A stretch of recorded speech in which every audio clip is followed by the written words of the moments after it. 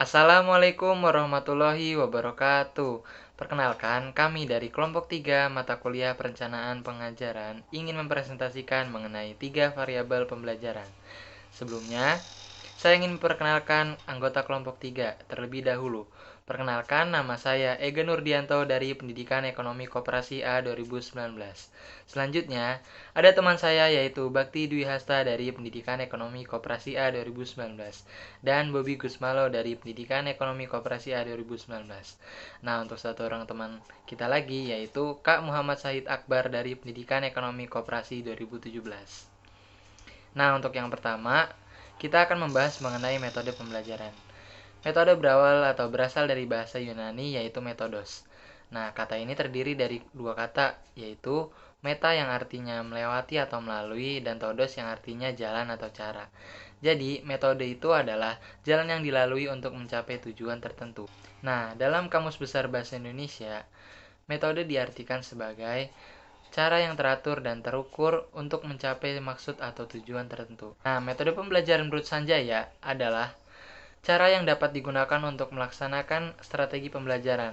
Nah, berdasarkan pendapat Sanjaya ini, dapat diimplementasikan bahwa adanya implementasi dari rencana pembelajaran atau rencana pengajaran yang sudah disusun dalam kegiatan nyata untuk mencapai tujuan pembelajaran itu sendiri.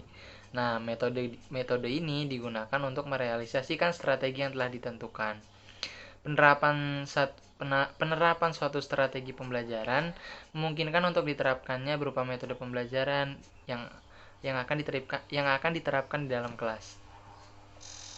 Nah, selanjutnya ada metode pembelajaran dalam Peraturan Pendidikan Nasional Nomor 41 Tahun 2007. Nah, di sini diuraikan bahwa pembelajaran itu adalah proses interaksi peserta didik dengan guru dan sumber belajar pada suatu lingkungan belajar. Nah, proses pembelajaran ini juga harus perlu direncanakan, dilaksanakan, dinilai, dan adanya evaluasi. Sedangkan menurut Evelyn Siregar dalam tahunnya 2019 menyatakan bahwa metode adalah suatu cara yang dipergunakan untuk mencapai tujuan yang telah dipilih atau tujuan yang telah ditetapkan. Nah, dalam kegiatan belajar mengajar, metode diperlukan oleh guru dan penggunaannya pun bervariasi dengan tujuan yang ingin dicapai. Nah, oleh sebab itu, guru pun harus mampu atau harus bisa memilih metode pelajaran apa yang akan digunakan di dalam kelas. Nah, dari beberapa pengertian tentang metode pembelajaran tadi, dapat disimpulkan bahwa metode pembelajaran yaitu cara yang digunakan untuk mencapai tujuan pembelajaran yang telah ditentukan. Nah, di sini ada beberapa hal yang perlu diperhatikan dalam menyusun metode pembelajaran, yaitu yang pertama, adanya tujuan pembelajaran. Selain kompetensi yang sesuai bidang studi, juga perlu dikembangkan pendidikan karakter. Nah, yang kedua, karakteristik materi pembelajaran. Yang ketiga, jenis atau bentuk kegiatan. Dan yang keempat, ukuran kelas. Yang kelima, kepribadian dan kemampuan guru. Yang keenam, karakteristik siswa. Yang ketujuh, ada waktu. Dan yang terakhir adalah sarana dan prasarana yang tersedia di sekolahnya masing-masing. Nah, apabila guru mampu menerapkan metode pembelajaran yang baik, dapat diperoleh beberapa manfaat sebagai berikut. Yang pertama, mengarahkan proses pembelajaran pada tujuan pembelajaran. Yang kedua, menghilangkan dinding pemisah guru dengan siswa. Yang ketiga, menggali dan memanfaatkan potensi siswa secara opsional. Dan yang keempat, menjalin kemitraan guru dengan siswa. Yang kelima, mempermudah penyerapan informasi. Yang keenam, suasana menyenangkan di dalam kelas. Dan yang terakhir, memberikan kesempatan siswa untuk belajar secara optimal. Oke, selanjutnya saya Bobby Gusmalo akan menjelaskan tentang 3 jenis metode pembelajaran menurut Regulus. Yang pertama itu adalah strategi pengorganisasian atau organizational strategy, yang merupakan metode untuk mengorganisasi isi bidang studi yang telah dipilih untuk pembelajaran. Mengorganisasi di sini mengacu pada suatu tindakan seperti pemilihan isi, penataan isi, pembuatan diagram, format, dan lain-lain. Yang setingkat dengan itu, strategi pengorganisasian pembelajaran dibedakan menjadi strategi pengorganisasian pada tingkat makro dan mikro. Strategi makro mengacu pada metode untuk mengorganisasi isi pembelajaran yang melibatkan lebih dari satu konsep, prosedur, atau prinsip. Strategi mikro mengacu metode untuk mengorganisasi isi pembelajaran hanya pada satu konsep, prosedur, atau prinsip. Selanjutnya itu ada strategi penyampaian atau delivery strategy. Delivery strategy adalah metode untuk menyampaikan materi pembelajaran kepada peserta didik dan atau menerima serta merespon masukan yang berasal dari peserta didik. Sumber belajar merupakan bidang kajian utama dari strategi ini. Dua fungsi strategi penyampaian adalah: satu, untuk menyampaikan isi pembelajaran kepada siswa, dan yang kedua, untuk menyediakan informasi atau bahan-bahan yang diperlukan siswa untuk menampilkan unjuk kerja. Ada 5 cara untuk mengklasifikasikan media untuk menentukan strategi pembelajaran, yaitu: satu, tingkat kecermatannya dalam menggambarkan sesuatu; yang kedua, tingkat interaksi yang mampu ditimbulkannya; yang ketiga, tingkat kemampuan khusus yang dimilikinya; yang keempat, tingkat motivasi yang ditimbulkannya; dan yang kelima, tingkat biaya yang diperlukan. Selanjutnya ada strategi pengelolaan atau manajemen strategi. Manajemen strategi adalah metode untuk menata interaksi antara peserta didik dan variabel metode pembelajaran yang lain. Variabel strategi pengorganisasian dan penyampaian isi pembelajaran. Ada 3 klasifikasi penting variabel strategi pengelolaan, yaitu penjadwalan, pembuatan catatan kemajuan belajar siswa, dan motivasi. Berikutnya ini ada jenis-jenis metode pembelajaran. Yang pertama ada metode ceramah. Metode ceramah perlu diperbaiki dalam penerapannya dengan cara: satu, membangun daya tarik, memaksimalkan pengertian dan ingatan; yang ketiga ada melibatkan siswa; dan yang keempat memberikan penguatan. Selanjutnya ada metode tanya jawab, yang merupakan metode pembelajaran konvensional yang digunakan guru untuk mengetahui tingkat pemahaman peserta didik terhadap suatu masalah. Yang ketiga ada metode resitasi, digunakan untuk mendiagnosis kemajuan belajar peserta didik. Diterapkan dengan menggunakan pola, yaitu guru bertanya, peserta didik memberikan respons, lalu guru memberikan reaksi. Yang keempat ada metode praktik dan drill, dilakukan setelah materi dipelajari atau guru memberikan demonstrasi. Selanjutnya ini ada metode diskusi, yang merupakan metode pembelajaran yang mengarahkan pembelajaran untuk berpusat pada siswa, seperti panel, metode debat, dan simposium. Yang selanjutnya ini ada metode jigsaw, yang merupakan metode diskusi kelompok. Langkah-langkahnya: pertama, siswa dikelompokkan ke dalam tim; yang kedua, tiap orang dalam tim diberi bagian materi yang berbeda; selanjutnya, tiap orang dalam tim diberi bagian materi yang ditugaskan; dan yang keempat, anggota dari tim yang berbeda telah mempelajari bagian atau subbab yang sama bertemu dalam kelompok baru. Setelah selesai diskusi, sebagai tim ahli, tiap anggota kembali ke kelompok asal dan bergantian mengajar teman satu timnya. Yang keenam, ada tiap tim ahli mempresentasikan hasil diskusi, dan yang terakhir, guru memberikan evaluasi dan menutup diskusi kelompoknya.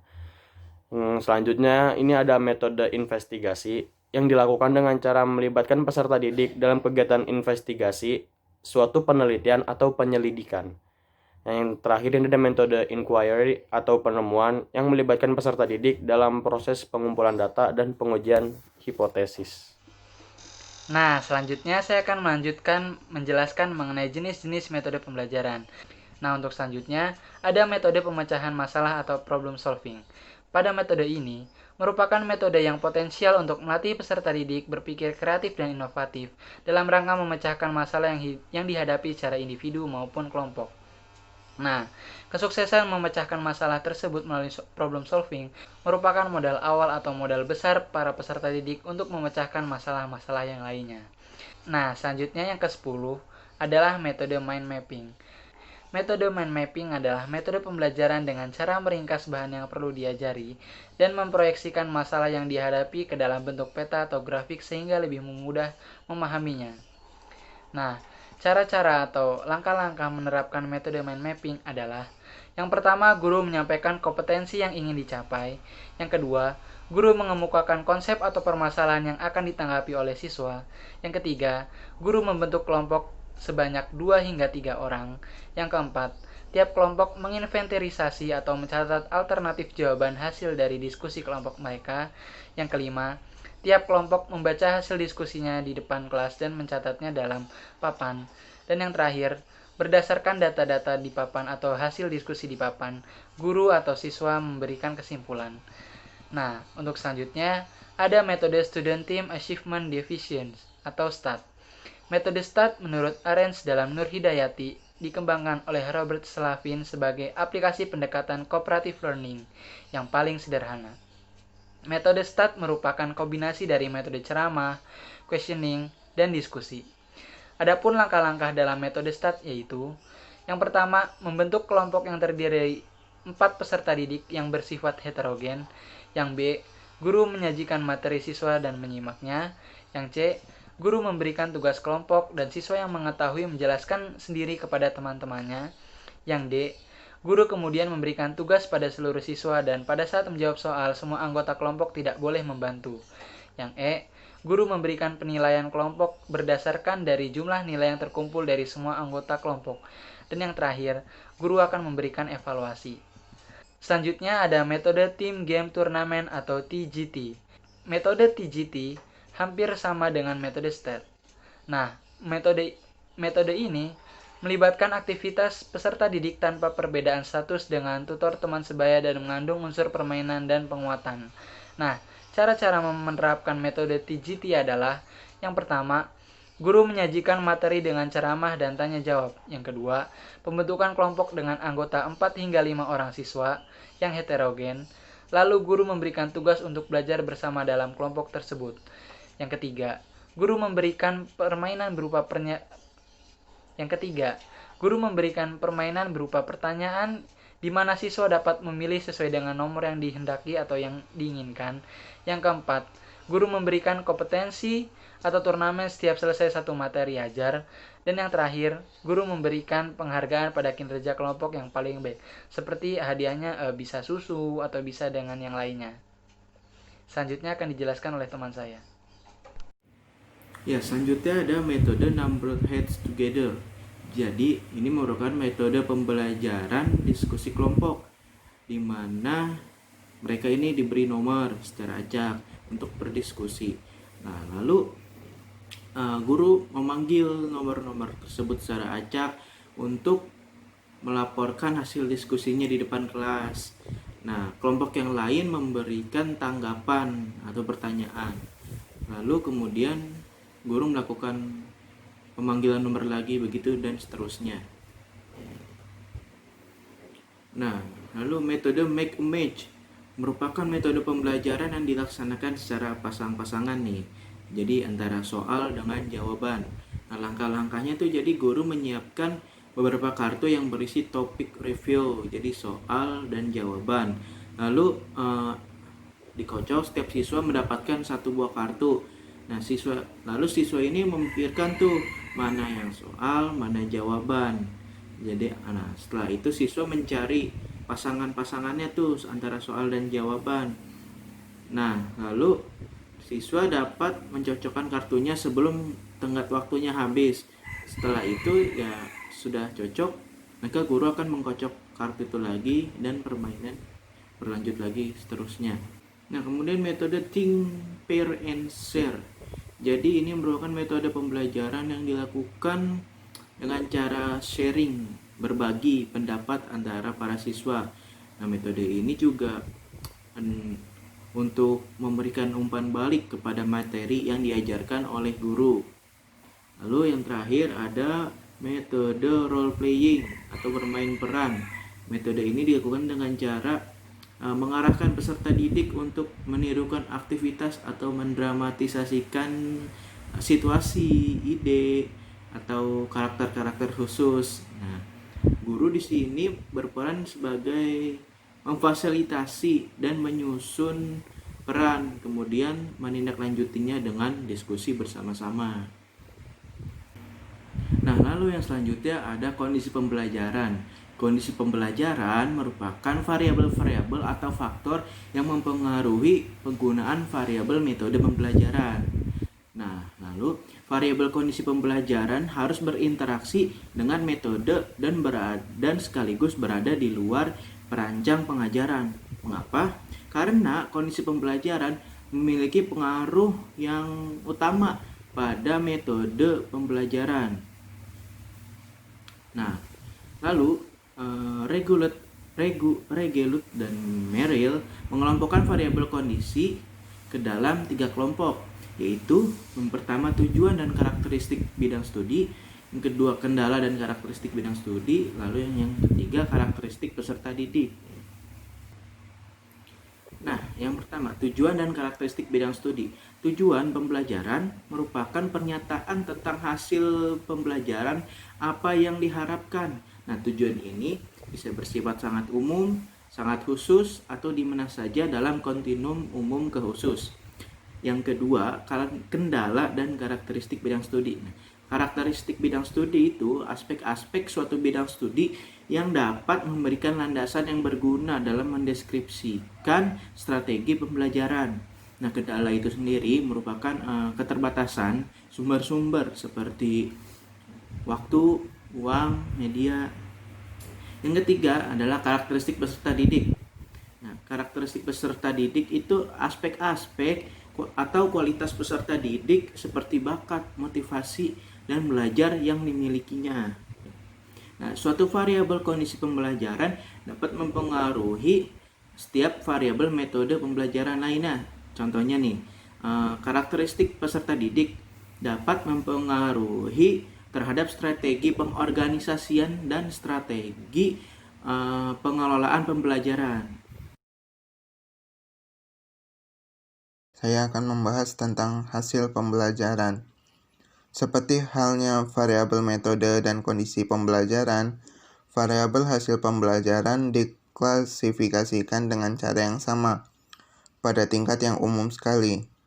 Hasil pembelajaran dapat diklasifikasikan menjadi 3. Yang pertama, variabel hasil pembelajaran keefektifan. Nah, variabel keefektifan ini asalnya diukur dengan tingkat pencapaian si belajar.